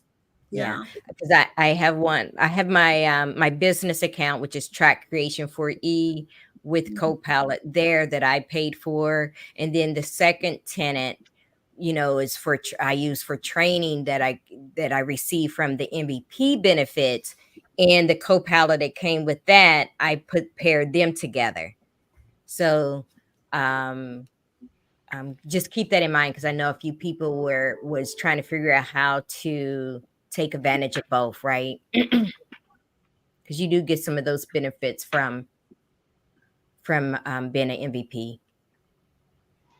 What about the third party things they give you? Is there anything good in there? Say that again, Frank. There's a third party benefits. Mhm. I think for me, what I find most useful for now, I'm not Solomon is laughing already. So you can speak my mind. Let me give you the mic. I know you want to say the share gate because Of course, it you can already actually know. help you to migrate testing. Like you can actually use it to learn about migrations, Exchange, SharePoint. Like there's a lot you can explore with ShareGate, and it's one of the third-party benefits. Yeah. So And it has actually, I think you yeah. can get okay. You go ahead, please. You can also get Plural sites from the benefits, 1 year subscription. You also have LinkedIn Premium. LinkedIn is part of Microsoft, so maybe not. I'm Okay. paying LinkedIn Premium already. Can I You can cancel yours. Just stop? cancel yours. And exactly, I did same. Yeah. I canceled mine. Yeah. So when there are a you, lot of other good stuff. so when you cancel it, do you not lose any of your stuff inside in your LinkedIn account? Yeah, I know. wouldn't cancel it. I would if they're giving you Just switch a to the free one. LinkedIn premium, I would use it, add it to the same LinkedIn premium you're paying for, and that extends the life of your LinkedIn. Be careful, because I So- know that it with I had to let my LinkedIn premium expire and then redeem Yeah, the code. that So sounds be even careful with better. that, because I had to let it. This just happened to me last week, that I had to let it expire and then put the code in. So I just That's- cancel the payment and then it'll just go back to the free one. As long as you So for use this- the same email, though, it'll keep all of your Should. contacts and things in there. But Okay. I would let support know at LinkedIn that you got a code, and then they can do it from their end too. Because what part of my volunteer work is, I work with a workforce development school locally here, and I volunteer to meet with their students online once a month. And they have a relationship with LinkedIn where all of the students get a 1-year subscription to LinkedIn Premium. So I always, my form when they register for those workshops, ask, do they already have a LinkedIn account? And if they do, my experience has been they use the URL that's provided by LinkedIn, and they log into their account once they use that URL, and it just adds it to the back end. I've learned more about LinkedIn than I ever wanted to know, I'm gonna tell you. So for the subscription you're doing, is it like a 1-year subscription you paid for? Or is something you pay it's monthly? A premium. It's a premium. Yeah. Okay. For Frank, are you doing the same 1 year? Because basically mine was something I paid for monthly. So all I just needed to do, what I just needed to do was take off the monthly subscription and then use the code. I claimed the code and it updated it. So it didn't have to do, it didn't have to disrupt anything on my LinkedIn. So I just had to end my subscription, because the way the monthly subscription works, you will probably be getting charged every month from your card. So instead of continuing that monthly payment, I ended the payment, then applied the code. Immediately just continued from there. And probably if you apply the code from the MVP code, I think sometime maybe around April or sometime towards September is going to end, you can redeem another one. So you have like 2. So you'll probably wait for this to end. When you apply the current one that you have now, then you can switch over to the next one. And that I'm actually using the one from last year, the second one right now. I've not even touched the new one I have. So that's how I handled mine. Yeah, but if you're actually doing like the 1-year subscription, that's when I think you might just have to wait for your subscription to end, then you switch over. Yeah. Okay. Some additional benefits, Frank, that they do have a whole list. So, in your MVP portal, they have a whole list. One of them too is I think you get a discount towards I think it's only one, you can redeem one discounts towards taking recertifications. So but they just give that's good. Yeah. So for some of the folks who are happen to renew multiple certifications, I mean, this will help financially, that you get a discount. Yeah, you get it. But the MCT, those with MCT, they have 75. Because I know for me, I took a PowerPoint certification, and I was able to redeem the code for that. So you just have to make sure you use, is it Certiport? Yeah, is the Certiport course for the office apps. Yeah, but if you have MCT, I would say you should use your MCT instead of the MVP. Yeah, because you get the MCT is going to give you 75. 75. But the MVPs, Oh, yeah. So, I so need as an that. MCT, I I need to. just use exactly. So I don't really use mine. I just use my MCT. So Teresa, Again, you need to become an MCT. I missed the can't tell you window, and anything I've been about the trying to. MCT program because I'm under an NDA. But I can tell you, you MCTs out there, that we have monthly meetings, and I really recommend that if you go into the MCT portal and attend the meetings, because there's a changes coming, and we'll still get 75%. And Teresa, if you're thinking about becoming an MCT, then I'll send you the link of where you can get information about what's coming down the pike to a certain degree. But now you can't be grandfathered in. You have to go through a process of being approved as a trainer with their companies that Microsoft has decided can offer you classes to be an official trainer. Yeah. Which is dramatically changed. In my day, I just got a letter from my boss and sent it to him, and that was it. It didn't cost me anything. Now these companies cost you to be trained as a trainer. Yeah, trainer. How many? I see that there. I think there is a new method of renewal of MCT, but I don't have information about that in detail. Can you log into the MCT portal, Joseph? Because it's a closed portal. Yeah, so Joseph, there's a thing that you have to go into the MCT portal, right? And you have to change, the Microsoft name that's in there. It's like MC and numbers after it. You have to put your email address in there in that place. Oh, okay. Yeah, that's for metric that matter. No more MCP ID.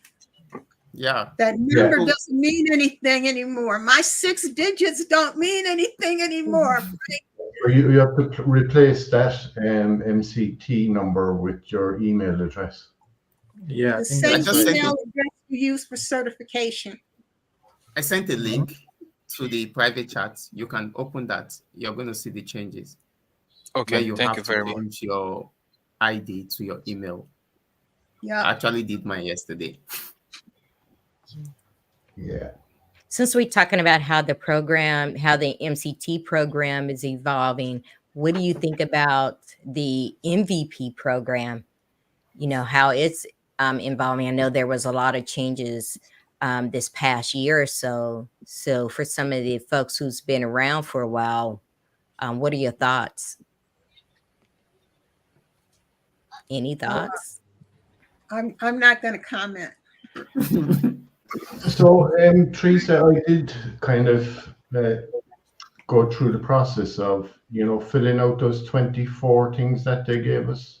Mm-hmm. Yeah, I'm going through that process now. Yeah, so you don't have to have the whole 24 of them done, because I ran out of time and I only got 19 of them done.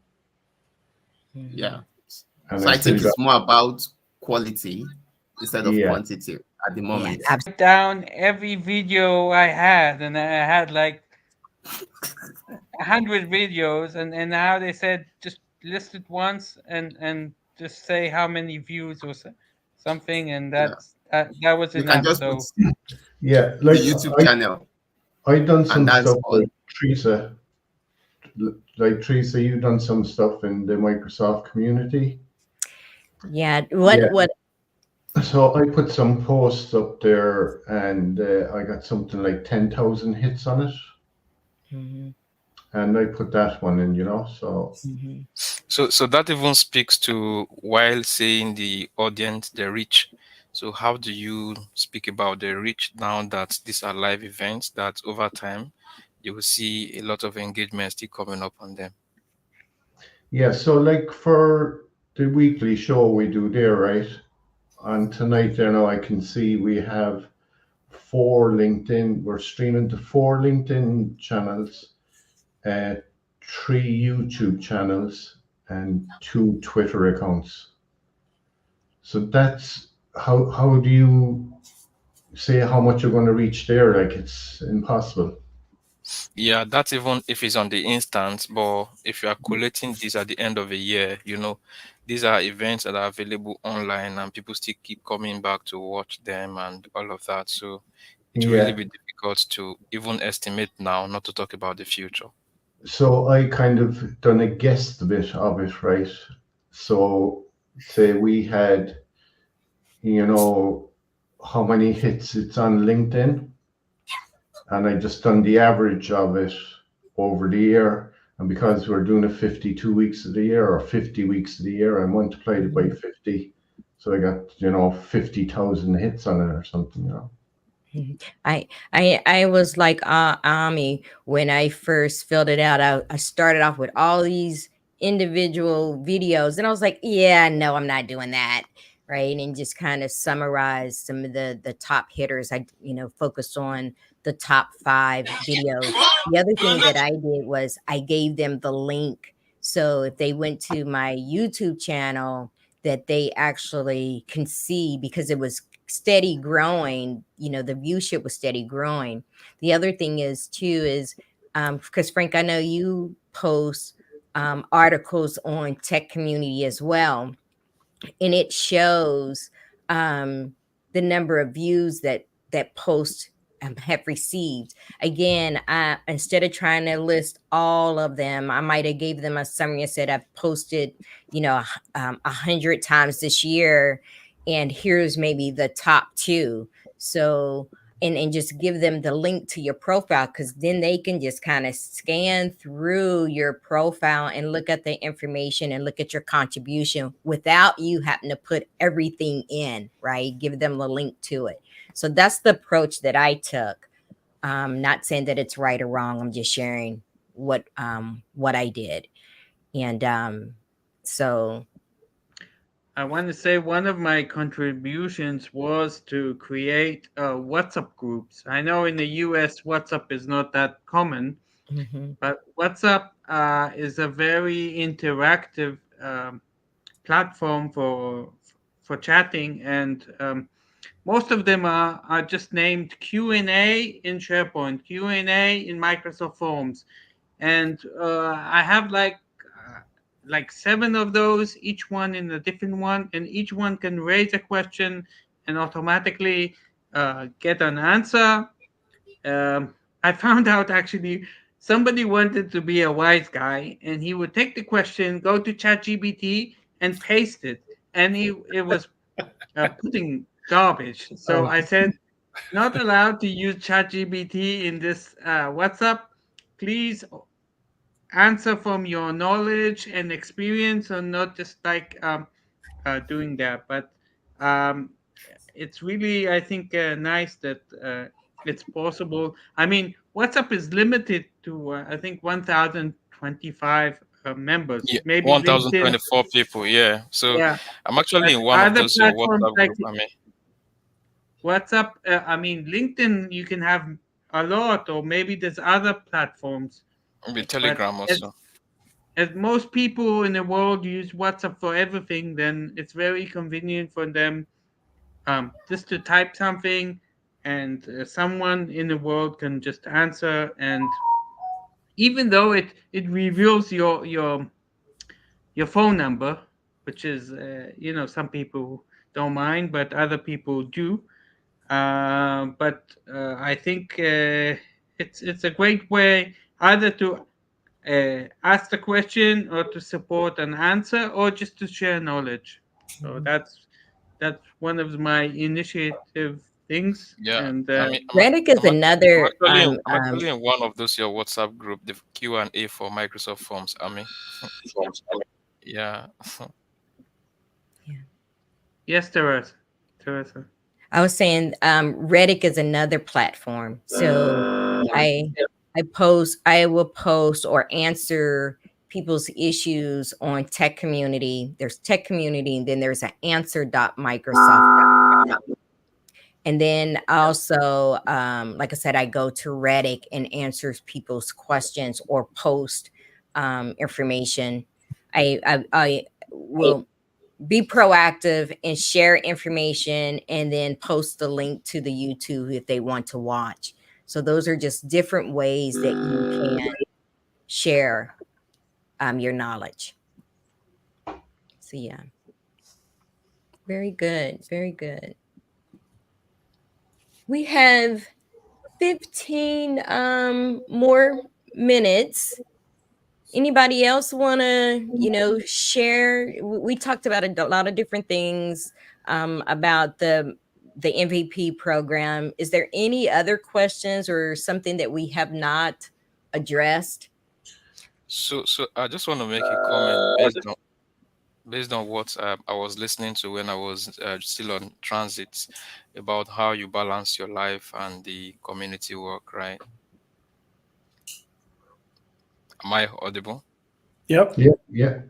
Okay, so for me, I feel that I put the community work sometime in between my activities because it can be boring sometimes to just stick on one thing. So when I become bored, I can just jump on my microphone and decide to share something quickly with the audience. But sometimes I can schedule it to be that weekend. I'm going to dedicate my Saturday for community service. For example, we are currently running a 3 months mentorship program for the M365 Nigeria community, and that's going to take effect from now to December. So when we roll out that program, we thought we were going to have like fewer than maybe 200 or 300. So I was surprised we have over 1,500 persons who have subscribed for that program. And on Saturdays, it's actually Saturdays and Sundays is usually very, very hectic for us. We give out tests to them, and now we are looking for how to create accounts, Microsoft 365 account for over 1,000 persons. And we are struggling to get an environment that will accommodate them so that they can have their hands on while trying to practice. So giving them assignments. So for me, I give the weekend for community service. I don't do any other thing. I just sit here where I am, just doing one or Yeah. two things for people. So I wonder, did you ever look at Moodle? Moddle. Oddle. I'm not sure I've looked at that before. Yes, Yeah. some schools use that here in Ireland. It's a kind of a platform for sending out exams to students. Oh, I may have to take that down. Yeah. So that's one too. So now they are rolling it into their project phase already. So we may need. You said it's Moddle. Yeah, Moodle. Okay, so we'll try and look at that also. But It's actually two O's. It's MOODLE.org. I just looked it up because I was curious. MOO. Good. So I'm just going to look at that. Thank you. So that's Oh, one thing. What So you might now, have, when I set it up, right? You have your own website, don't you? Yeah, I do. So what I done was I uploaded it to my cPanel. Okay. So it's kind of run from that. So if you have a website, you have a cPanel, you can upload it to that, and it's kind of run in the cloud then. So Okay, that's you cool. wouldn't have it. I will discuss with the organizing team and see what we can do about that. That Yeah, will make a lot sure. of If you sense. need more information on it, let me know. Okay, cool. So basically, that's what I do. For me, I just see my weekend as time to attend to community service, and then during the week, I put community service in between my core activities, so that when I become bored, I can pass time with the microphone or try to write something down just to, enlighten somebody. Especially this part of Africa that I don't know how it is in most places, but a lot of us still scouting for how to come into tech.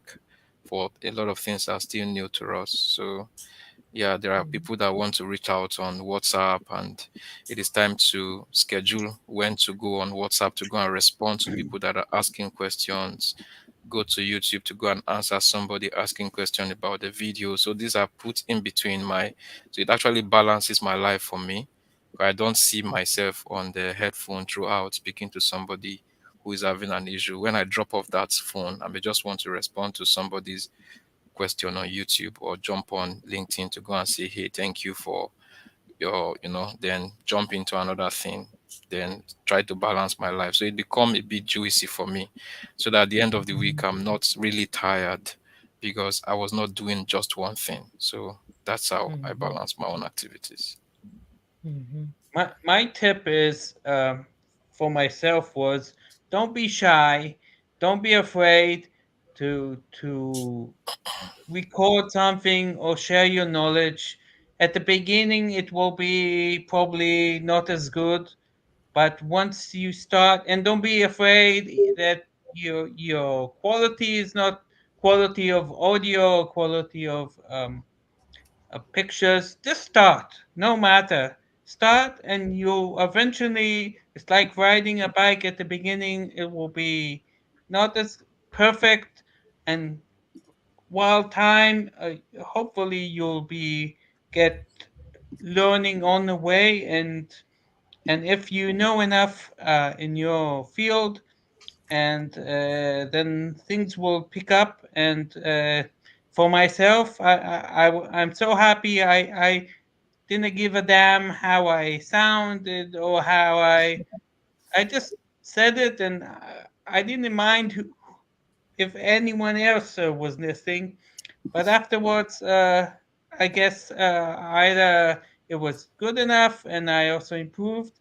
So this start, and that's the tip I have for other people, because So usually and be persistent. So that's what I I mean can that do.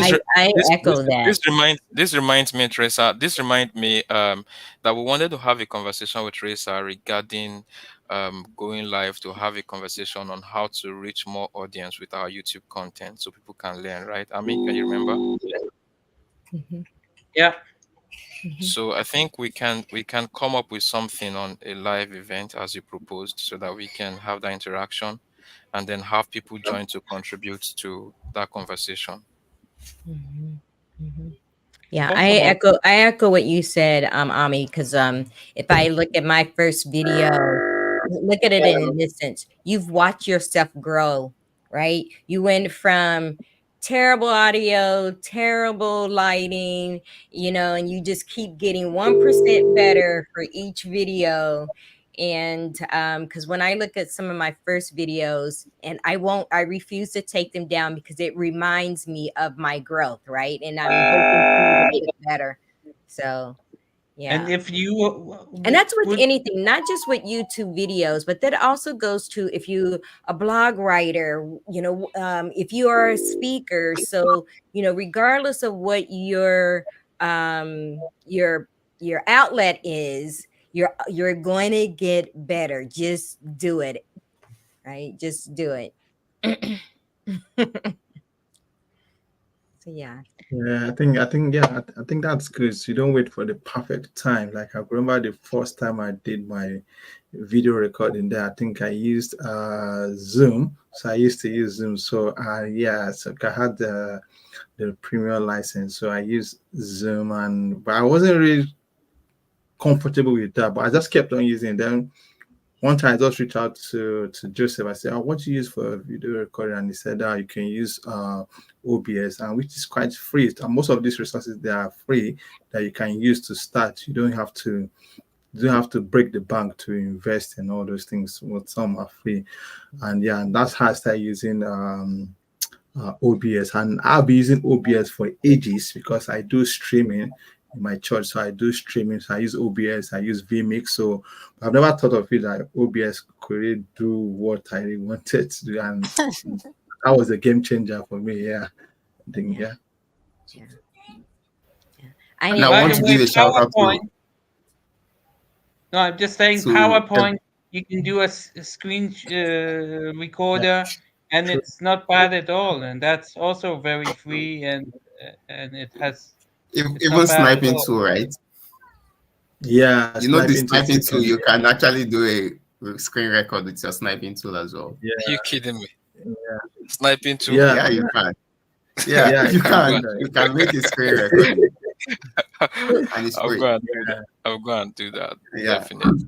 I'm just looking at the Well, clock, and we're about like 5 minutes till, and I just want to I want to just bring it back to Okay. the purpose of today's event was to celebrate Frank. Welcome to the MVP Club. Again, just keep in mind, MVP or PVM. Ami wasn't here when I shared that PVM is your passionate, visionary, and maximizer, right? You're doing it regardless if you're awarded MVP status or not, because it starts with passion, visionary, and maximizer. But Frank, I want to personally thank you. You've given me a platform to share my expertise, and I learned from you. And I love the fact that we call you the godfather of Azure. So Thanks, Teresa. Thanks very much. And Scott Engelman was here earlier, Frank, to wish you well, and had a few words to share with our audience. So. Yeah, listen. you missed a few people. There was a few people in the first hour, so you might want to watch the replay. There was a few people had some great things to say. So I think we probably got the time. I got the time wrong. Then I'd say. Oh, I apologize. I moved this an hour early because I've got a Okay. meet at the airport to go to Memphis. I'm going to the community day in Memphis for Friday. I had a builder call to my house, so I couldn't come anyway. You know, Okay. he was outside with a console, and so. But listen, it's been some week anyway. After getting the MVP, and I'll do my best with the community, and keep it going. And anybody needs any help with anything, reach out to me anytime. And the next big event now, Dan, is the MCT Summit in Manchester. So, Yes. So I don't know if I've heard back from the contact that I had at the Dublin office for LinkedIn.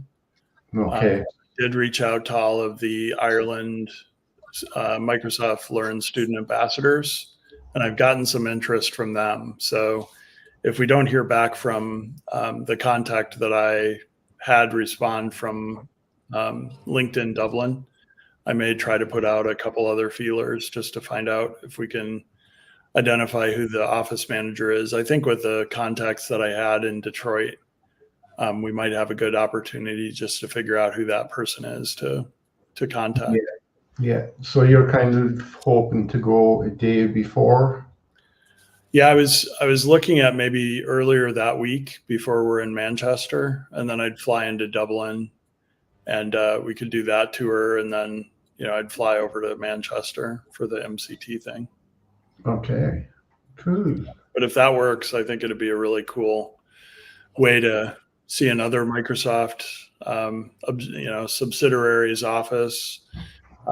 Many MVPs haven't seen a LinkedIn office because it's not something that we get invited to unless we're LinkedIn learning instructors, which I would say is not as many MVPs as probably MCPs.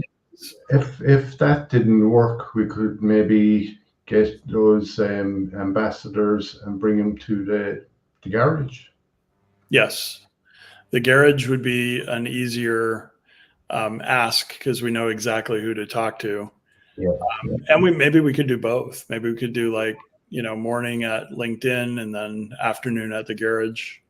That'd be really cool. I don't even know how far away they are. I'll have to try to figure that out. But I think that's the other kind of thing, Teresa, to your point about contributions, is just thinking about stuff that people aren't doing. If there's something that you can do for student ambassadors or for other MVPs that other MVPs aren't doing, it doesn't make sense to do the same things, but thinking about stuff that isn't being done. So Solomon, It's Manchester in the UK that the MCT summit is on the 9th and the 10th of January. So I guess I will Okay. be saying Dan. Oh yeah. Oh yeah. Yeah, because that's just behind me. I will definitely. That was actually the first place I met with Matthew Brown. The first Cool. time and the first yeah. So Okay. we met there. That was Yeah. for Microsoft Ignite 2022. Yeah. So is it in the same place it is? I don't know if it's gonna be in the same place, but as long as it's gonna be somewhere in Manchester, I'll be Yeah. there. Yeah. Awesome. Yeah. So then we kind of have to get the dates pretty Yes. soon because booking flights and accommodation and that. Let me know if you have dates that you're thinking of, because I was thinking just earlier in that week, so like the Monday or Tuesday maybe of that week. Yeah. I think we're in Manchester Thursday and Friday. Thursday and Friday, yeah. Yeah. Yeah. And Wednesday is probably the last day we could fly and be there for the 2 days. But we Yeah. might want to fly Tuesday. I don't know. So Yeah. I see, All right, Teresa, well- you want to bring the show to a close, right? Before that, I want to sincerely appreciate Dan. Dan, you are a great guy. I see your support behind Frank, especially when he was on vacation. You were here and there telling people about giving Frank recommendation, honest recommendation, and I must commend you as a very big support and an encouragement to us. And I see more wins coming here, and yeah, keep doing the great work, Dan. Thank you very much. Thanks, Joseph. So we'll have to try and get Stephen over the line now for his MVP. I know it's easier for me to ask for favors for others than to ask for favors myself. So that's one thing that I thought about with recommendations. It's so much easier for me to write a recommendation for somebody else like you, Joseph, or Teresa, Stephen, Frank, Solomon. But it's harder for me to ask for people to write me recommendations or ask something for me. Sure. And the amount of, I think people that took the time to write Frank recommendations, I'm super appreciative of that too, because I can't write, many as one person, or they, eventually it's just shouting into the wind. But if everybody that's been affected takes a little bit of time to share what that support's meant to them, it means a lot. Yeah. So thank you, Frank. Appreciate it. Okay. Thanks, guys. Joseph. Yeah. This is a really cool community. Yes, of course. Yeah, and again, I think sorry, before we round up the show, I think the one person I also really want to appreciate here, it's Solomon. Yeah, and the reason being is because I've been with Solomon for a very long time. We've been together. I remember the first thing I think we learned web designing together. So that was where I knew Solomon was something else.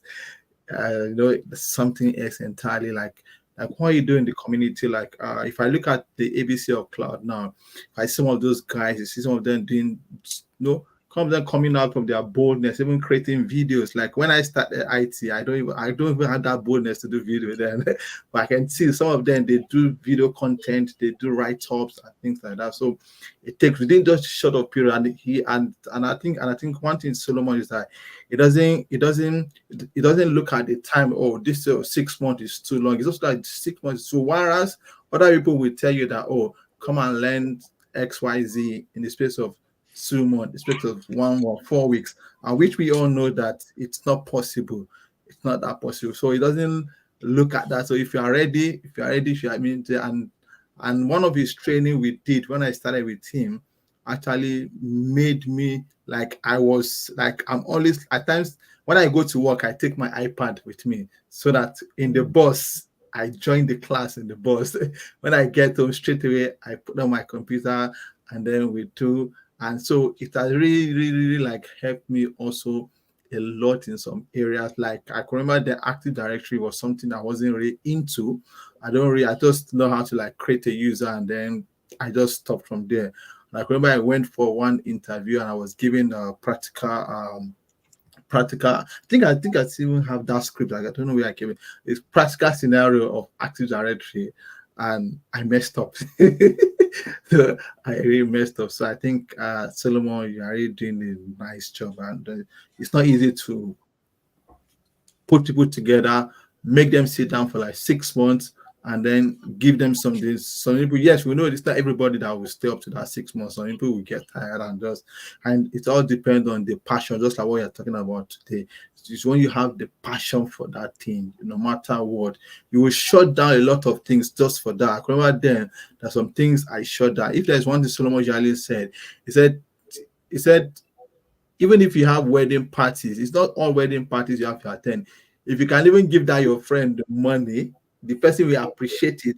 Giving that money, and while you spend your own time developing yourself. So it's not all parties or programs. Just shut out all those things and just to improve yourself, and which I think a lot of folks in that group are doing, and it's really helping. I can see a whole lot of posting. At times, when I see anybody post, I was just good, just like I trust the content, so I don't even really, I just like it. So when I have time, I will read it and then give it a shot. So thank you, Solomon. I really appreciate what you're doing. Thank you very much. So I'm sorry we're extending beyond time, but Solomon, we can't finish talking about it.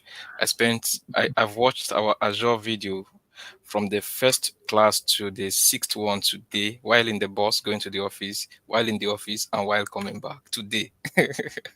So it's always new every morning when I go through those videos, and I give you thumbs up. Thank you very much. Yeah, it's not 6 months, Stevens, to quickly correct you. This is the 10th month of the year, right? And we are still here. We are still riding. When we started our own there, when we did the first class, it was like, yeah, and it's a kudos to him, because I think Solomon goes a long way, not just to teach you, but also give you the resources. Like I see, giving people laptop, giving people internet modem to work with, giving people. I can remember when I wanted to buy my own Windows Pro key. I bought it for like £35, but Solomon was giving it free. I was like, wow. Yeah, this one, can you see mine there? So that's my, if mine showed up on the camera, that's my 5G router. So yeah, so like I remember when I started Azure, then I used to do the pay as you go. I put in my card. When I started spinning a virtual machine, I said, and then when I look at the one more day, I said, come on, these people are charged. I had to remove my card. But someone gave me that resources for free. Now, like I can do a lot of price. So to be honest, you're a great guy. I really appreciate you for that. Thank you. Yeah. Thank you everyone for all your support. And to be frank, right? Dan, Frank, Teresa, and all of us, like, we are doing a great stuff. For me, I always tell people, I've not really told people my story about the process I went through, but I went through hell learning a lot of stuff. And somehow people ask me, you don't sleep at night? And the reason I, had that bad habit was because of what I went through. I didn't have people to ask questions. I didn't have some resources. I'm trying to target when there will be light, electricity, so I can, connect my laptop and all of that. And passing through that process, I don't really want people to go through that process as well. So I try to see how much I can help. And to be frank, the last ABC of Cloud training I just ended, at the beginning I was scared, because I don't like working with crowd. I always just hold like maybe 30 to 40 people. But this time I was seeing like about 100 people. I was really scared. But then the good thing about it was that when I started the journey, I had people that I've already trained like as far back as, 2021, 2020. So what they did, they stepped in and they were able to like help me. Look at Joseph was also one of the people that trained. Ebenezer was somebody that was a DJ. He was not even doing anything about tech. I trained him. And guess what? He was also into the training. He handled Exchange for me, explained everything, ran scripts, showed them about GitHub. And that was someone I trained. So it was more like, everything is coming back in circles. I have someone, I think Sam, he was able to get a job, a remote job. He was able to fund laptop for about 3 people in the training that were joining. He was able to fund their data money. And so it's more like, as I'm giving it out, most of them, they're coming back and also, sewing it into the whole process. So for me, I'll just say, I just have to do that because I don't really wish someone to go through the same stress I went through. And at the moment, I'm actually scared for the next because I have a lot of crowd DMs, wait list of people that want to join. I don't know what it will look like. And I just hope I'm able to cope. So, Teresa, I think your mic is mute. You try to say something, but then I think it's just one of those things you do to help people out there. I do get a lot of testimonies, a lot of calls. I even got a call recently and someone got a job that the offer was mind-blowing. Like, it was mind-blowing.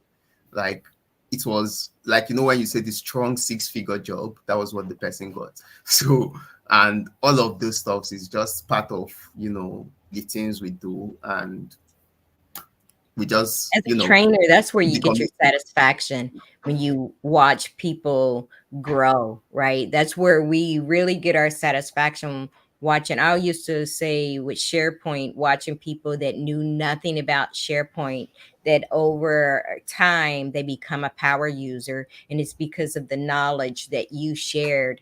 I always like to say, I like to share with people the limitations, things that you think that the program should perform in this way, but it does not. Share that, because you don't want somebody else might be thinking it and wasting time of doing something that you've already tested and shared, and it doesn't work that way, right? So I make sure that I always include the limitations as well. And to be frank, also, you are also learning. So I would say most stuffs I end up, like, basically we all go to work or we have stuffs we are doing.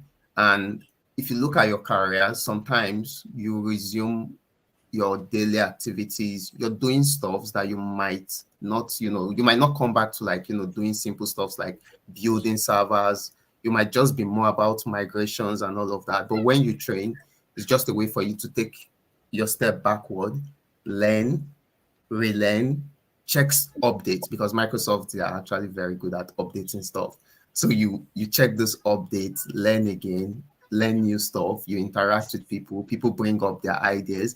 I've seen people that come up with challenging questions that I have to tell them, okay, we're all going to pause the training, let's do research. We Google stuff, and then I just learn. So I think it's just a whole lot of things that are connected, and it's just also an amazing time. But sometimes it comes with a whole lot of, sacrifice as well. And thank you all for your kind words. I really appreciate it. Yeah. Very good. So listen, guys, I'm going to have to fly. The builders left a mess. Going to have to clean up. But thanks again for all your kind words, and talk to you on Saturday. Sounds good, Frank. Okay. Good. All right. Thank you, Frank. Thank you very much. Thanks, guys.